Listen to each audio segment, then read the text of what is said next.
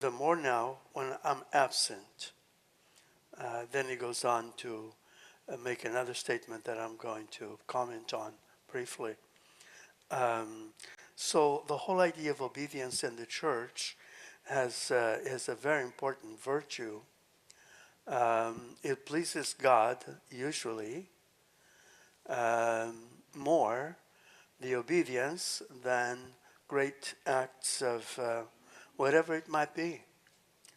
Obedience shows humility, dependency on God, and this is why religious orders rely so much on this virtue of obedience as a way of self-purification, whereby um, obeying the, uh, the rules of the order, the friar or the religious, is continuously purifying self of selfish ways, of ways that are immature and self-seeking.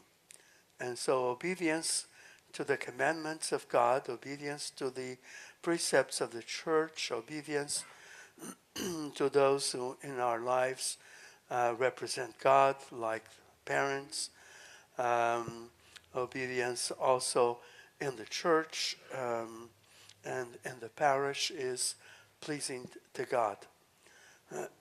And of course, if the order is immoral, then you're not required to obey if it's sinful. But again, you have to be very careful to understand the situation if we're going to go that route, because you can be wrong and create damage.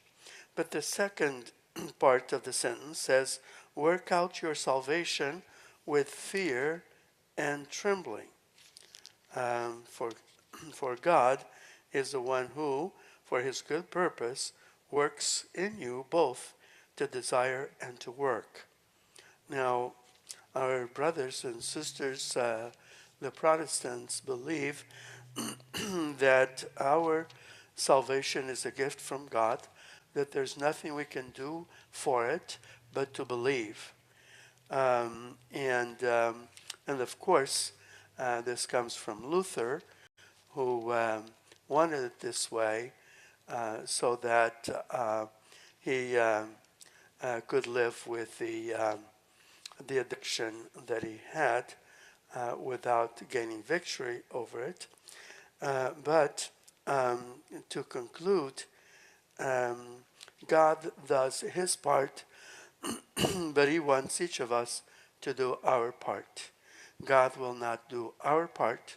He expects us to step forward and to cooperate in the salvation that he's offering us. And if our part is not done, then it will remain undone for the future, for the moment of death, and for what comes after. And so, poor and weak that we still need to cooperate by working our salvation with fear and trembling. How serious this is. It means going directly to heaven instead of a long purgatory.